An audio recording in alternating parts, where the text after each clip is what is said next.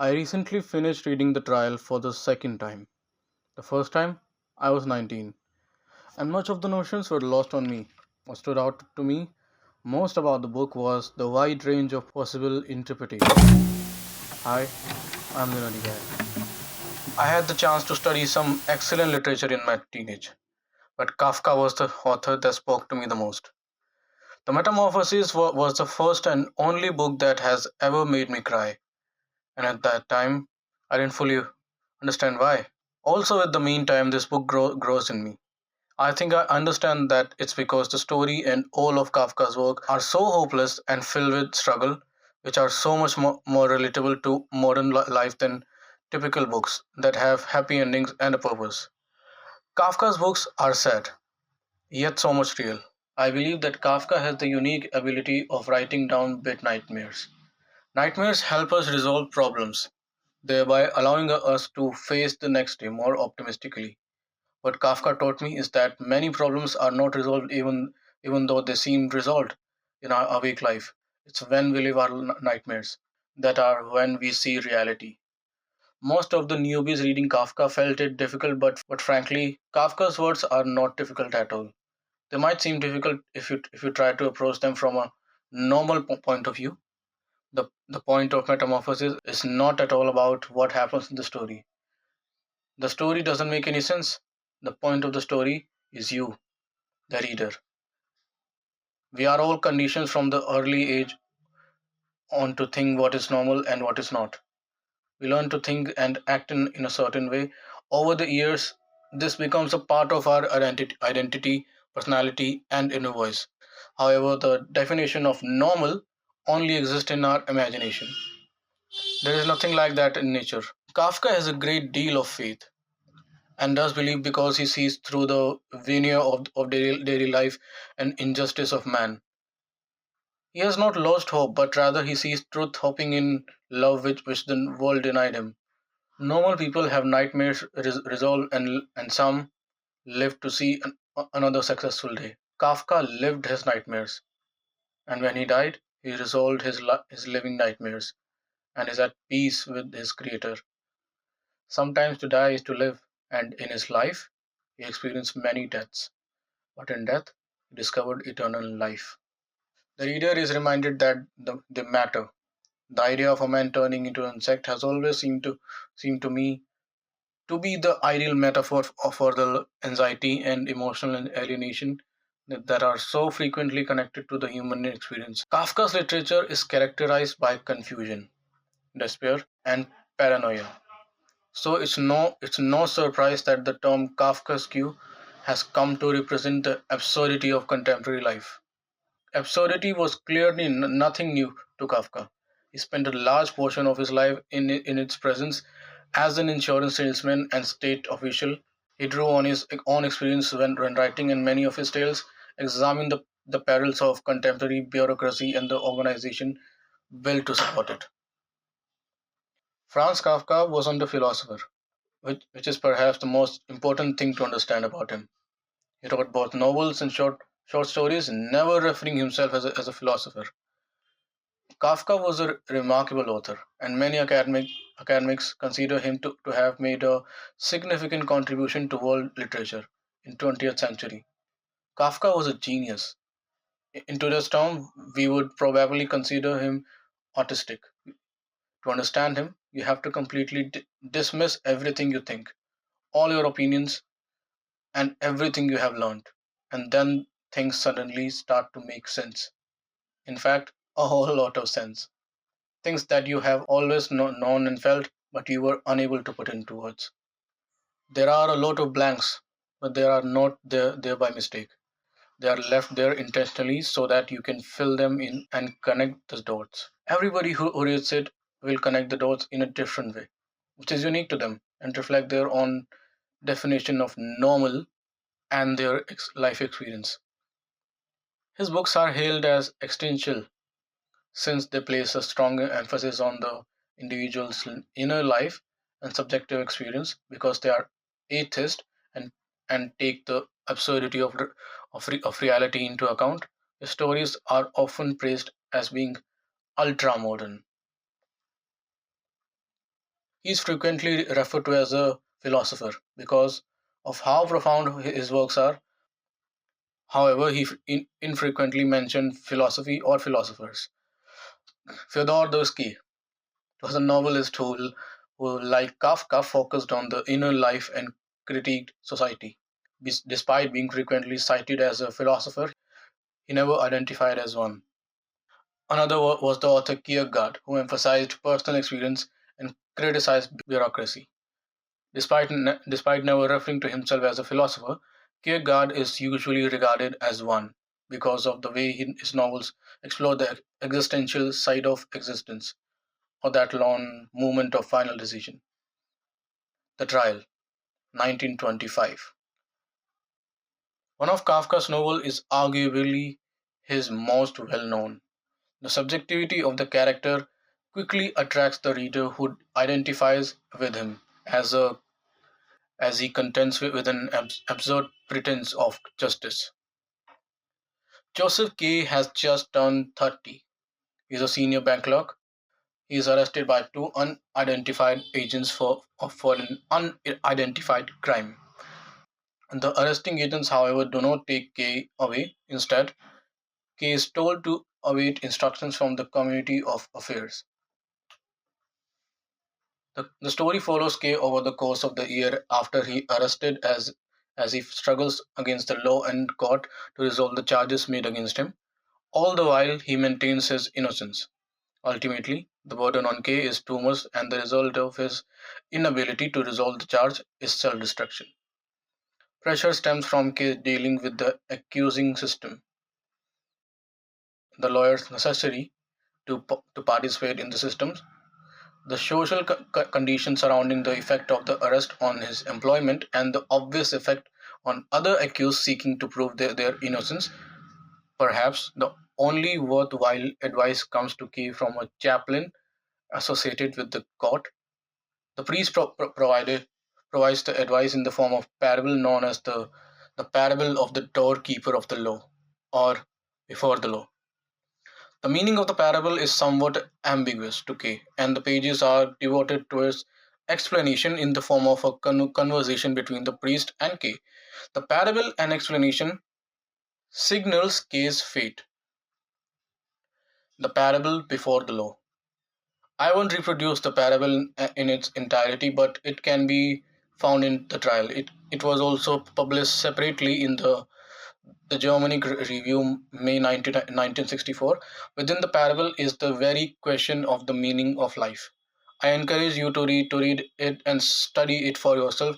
It is this parable that makes the trial my favorite novel. The parable illustrates a certain hopelessness present throughout the novel. Kid does not know what he must to do to be free. He hopes he can be free and to prove his innocence, but there is no indication aside from his own optimism that this will happen. In literary tradition, parables are meant to illustrate a point to or teach a particular lesson. The parable conveys the entire meaning of the story. It tells us K, like the man in the parable, will struggle towards something for the rest of his life, but the thing he is struggling for is out of his grasp. The struggle K has been involved in it and has consumed his life to the same degree the man in the parable was consumed, and as a result, what life he has left was lost. Kafka is the master of creating futile scenarios. K's attempt to prove his innocence are futile. K's heroes, though, always persist in their struggle. They are always just a touch too stubborn or come at the problem from just the wrong perspective. In this way, they cannot fully experience how futile their efforts are. As a reader, we can look down on them and see the futility. Our life may be every bit as futile as K's, though. This is Kafka's brilliance. Metamorphosis. The Metamorphosis tale is simple to narrate. It tells the tale of Gregor Samsa, a traveling salesman who one morning awakens to find himself transformed into a horrible monster vermin. Although he still has human thinking and emotional abilities, his family holds him captive and hides him in his chamber. Finally, he slows descent into ruin and oblivion. This basic rudimentary outline makes it evident that, like practically all of Kafka's other work, the Metamorphosis must always be seen as an allegorical work rather than an example of realistic writing. The situation in the story should be viewed as a poetic image with great emotional appeal and interpretive flexibility. Gregor Samsa feels that he has been treated like an inferior insect and eventually starts to believe that he actually is one. The narrative moves from I feel like an insect to I am insect. Gregor's feelings are a result of his nature collapsing between his impersonal self and inner self, regardless of the underlying causes. He's only worried about his parents, who owe the owner of his company a sizable debt, has kept him from approaching the boss earlier, and in Gregor's word, speaking my piece from the bottom of my heart. He might have slipped off the desk. I haven't fully given up hope though. As soon as I have enough cash to pay to my parents' obligation to him, which won't happen for another 5 or 6 years, I'll do it without fail. The big break will then come for me. However, I should probably get up now because my train departs at 5. There is no question that the struggle between his job and his ambition to finally break free and become independent was what led to his unsettling dreams. The fulfillment of his ambition to become a self of his own must inevitably be felt as upsetting and as going against his work, since the pressure of his moral obligation of his vocation trims in this battle, and because it takes 5 to 6 years. It is not Gregor's transformation that is the most horrifying part of his fate. However, everyone treats this transition with blindness. Gregor won't acknowledge it. I will quickly get dressed, pack up my samples, and leave. His sisters and parents do not comprehend it, not only in the world of business but also in the world of family. The self is what is completely foreign, void, and non existent. Without a doubt, his mother and sister adore him. They have no idea that Gregor was having problems, or that something had been out of order prior to the manifestation of this illness within Gregor in the form of metamorphosis. They were unaware that if a person is given nothing more than the necessities of life, the vital qualities of that person can really be hidden, twisted, and destroyed. They are perplexed and believe their son to be foreign body, now that the distortion has taken on apparent traits. Letter to my father.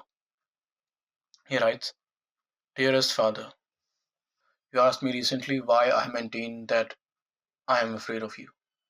As usual, I was unable to think of any answer to your question, partly for the very reason that I am afraid of you, and partly because an explanation of the grounds for this fear would mean going into far more details that I could even approximately keep in my mind while talking. And if I now try to give you an answer in writing, it will still be very incomplete, because even in writing, this fear and its consequences hamper me in relation to you, and because the magnitude of the subject goes far beyond the scope of my memory and power of reasoning. As it says by the end of Contemporary, it's worth noting that he actually never gave the letter to him, but to his mother, which was kind of incoherent to do by him, as it was mainly a confrontation letter. But he never actually confronted him, definitely, which would have been the act of giving it. Letters are common subject around us. Some of us have written them, most times, like Kafka, haven't given them. Sometimes out of fear, like he supposedly did, but also because today we can come to understand that communicating, reaching to narcissist is by definition impossible. So no matter how well we do it, it will never reach them. If narcissism could be cured with a great written thing, we could have that cure for it. Many of us would have probably cured that already as kids, when we did everything we could to please them, and yet they never changed. So unlike Kafka at his time, we can know it doesn't work like that. The pure intentions of your child aren't enough to make you change. You are beyond help. This doesn't mean, though, that those letters aren't worth writing. They won't serve to reach, but they can serve us primarily to remind ourselves of what we went through because of them. Writing or talk, that is, putting feelings into words, is generally good for us. It helps us make sense of things, and in the worst case, let out some of those feelings we have deeply buried inside. It's a way of feeling. The second thing they can serve us is if we are actually willing to confront them, but for our own good, because we can't change them. It being advisable of not depends on every case, and is up uh, to us feeling like it or not. Sometimes letters as such are like Kafka's to prove to ourselves we can confront them, but then this need to be about serving the parental bond, about facing them face to face as adults. Then they are good, but there's no room for conciliation in that.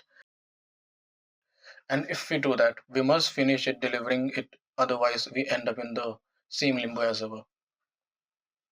As a side note, and to add more insight into it, Kafka wasn't as free of his father's influence as he may have thought. The contemporary notes his hypochondria and such, but unless I have missed it, he also suffered a lot with women and made them suffer a lot too. He died young, so he won't know how it would have been, but he tried a lot and still wasn't a wreck of a person, causing havoc around him. If you are interested in the family relationships of world famous authors, Alice Miller's The Body Never Lies, quotes a few in the very short and simple read, Dostoevsky, Proust, Virginia Woolf, Kafka himself. It's actually disturbing to get that so many of the art people praise comes from having adapted to such suffering, and that we praise their work, but most don't, or even don't want to see through them. Many writers are such funambulist.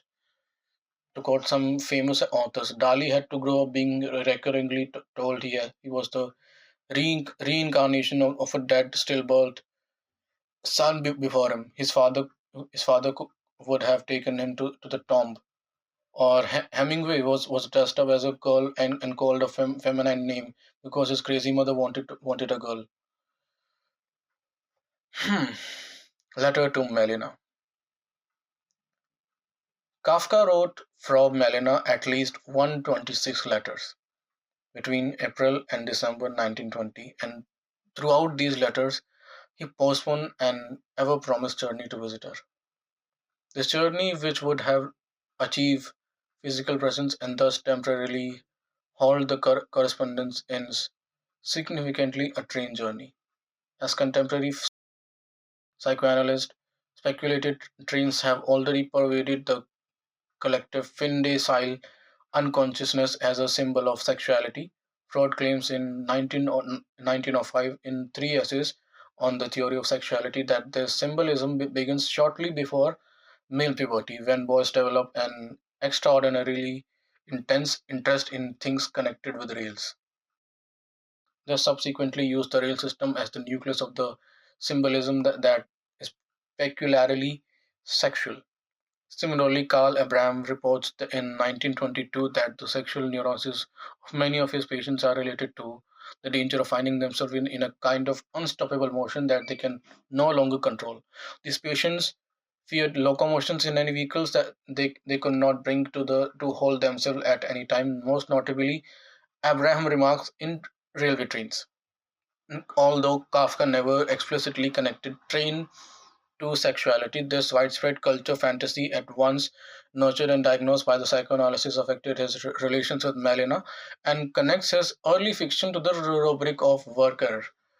Kafka's interest in symbolic alliance of modern traffic and sexuality appears in the passenger description of a struggle, the man who disappeared, the metamorphosis, and most obviously the judgment, which end with the word worker. Kafka had thought about Freud throughout the story, and even about the broad imagined violent ejaculation while writing the last line. On 14 June 1920, following his month-long deferral of departure, Kafka relates to Melina two dreams, one a waking dream, the other real.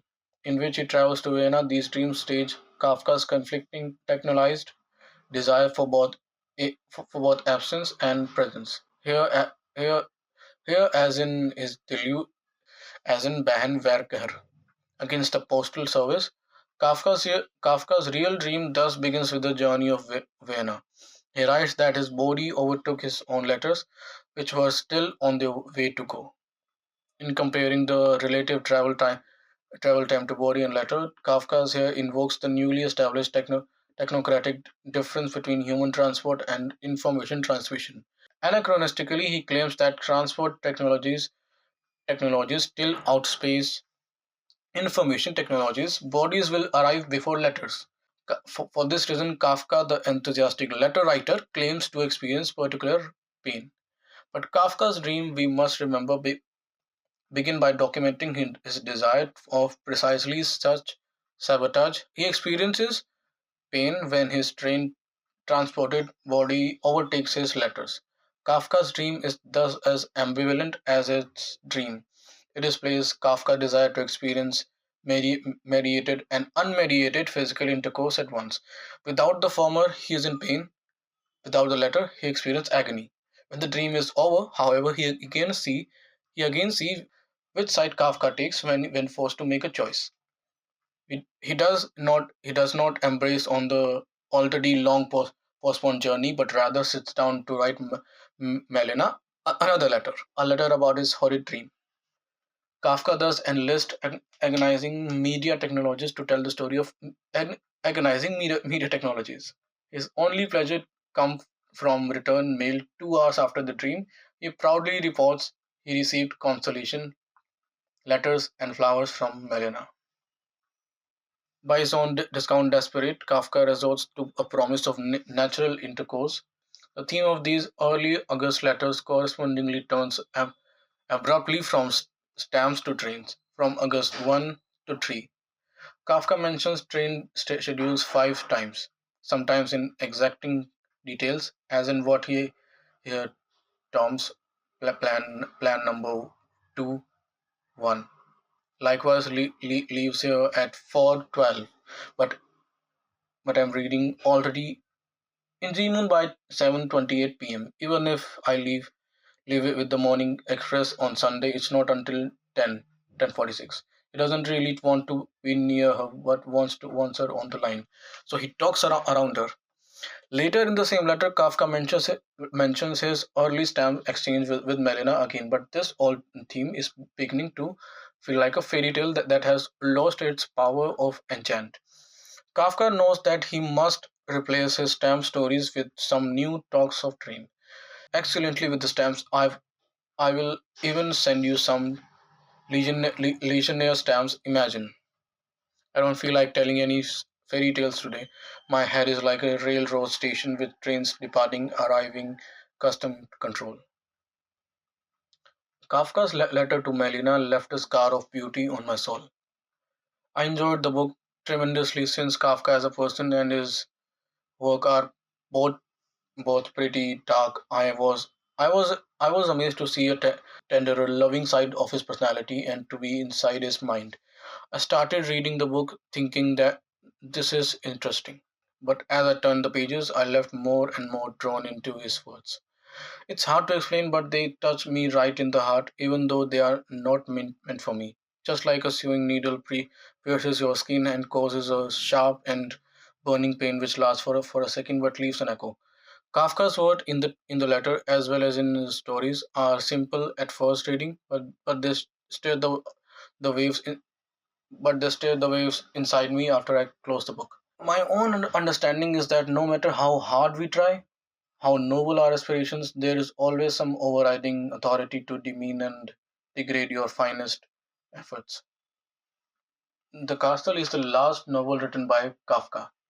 Kafka began to write the book in 1922 in a village, and not as it is tempting to imagine in the shadow of Prague's legendary castle, a customarily Kafkaesque yoking of the absurd and the sinister. The castle depicts an individual fruitless efforts to achieve his objective within a incomprehensible authoritative structure.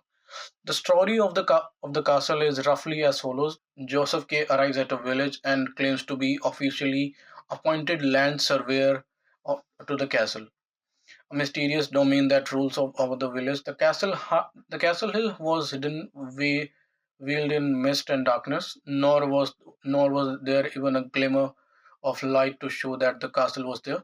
The novel proceeds in a manner that falls somewhere between bewilderment and burlesque. Kay wants to meet Clam, the castle's superior. His assistants, Arthur and Jeremiah, are not helpful. Kay makes love to the barmaid Frida, a former mistress to Clam. Frida leaves Kay when she discovers that he's merely using her.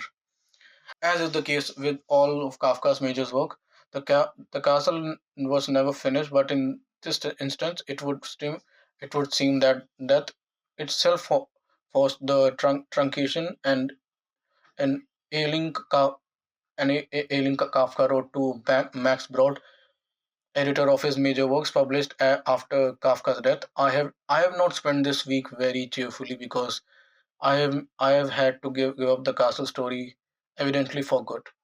The novel ends in mid sentence. The first chapter of The Castle was originally written in the first person. Kafka's decision to change the I to K for Kafka invites speculation. In a letter to Oscar Pollock, Kafka opinions many a book is like a key or to unknown chambers within a castle of one's own self.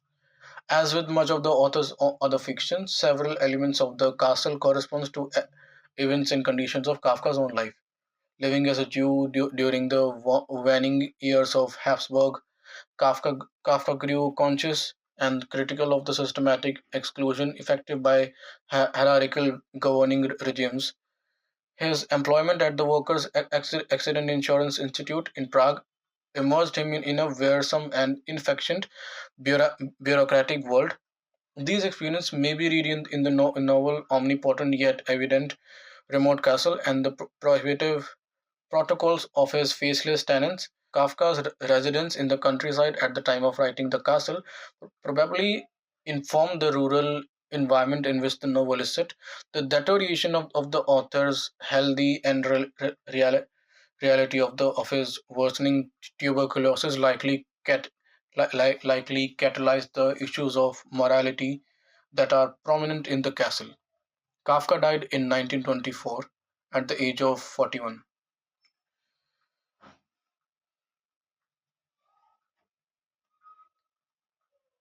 What is Kafkaesque? My understanding is not exactly like other interpretations, so here is a short story quoted by Urban Dictionary, followed by TED Talk on YouTube describing it. Comes from the author Franz Kafka and refer to the style with which he wrote his book, which in his dying wish asked to be burned. Basically, it describes a nightmarish situation which most people can somehow relate to, although strongly surreal with an eternal, evil, omnipotent power floating just beyond the senses. You go to a city to see the law. Upon arriving outside the building, there is a guard who says, "You may not pass without permission." You notice that the door is open, but it closed enough for you to not see anything. The law. You point out that you can easily go into the building and the guard agrees rather than be disagreeable. However, you decide to wait until you have permission.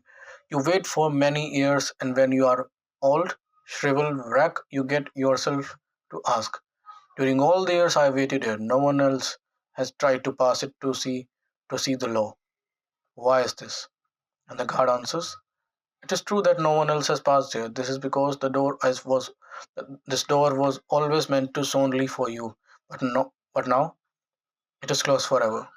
He then proceeds to close the door and calmly walks away.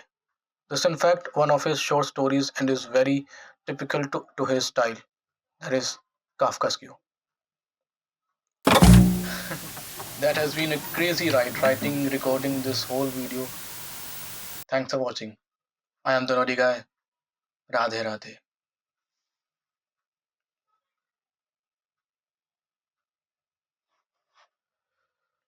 दिल मांग रहा है मोहलत तेरे साथ धड़कने की, तेरे नाम से जीने की, तेरे नाम से मरने की. I love the song.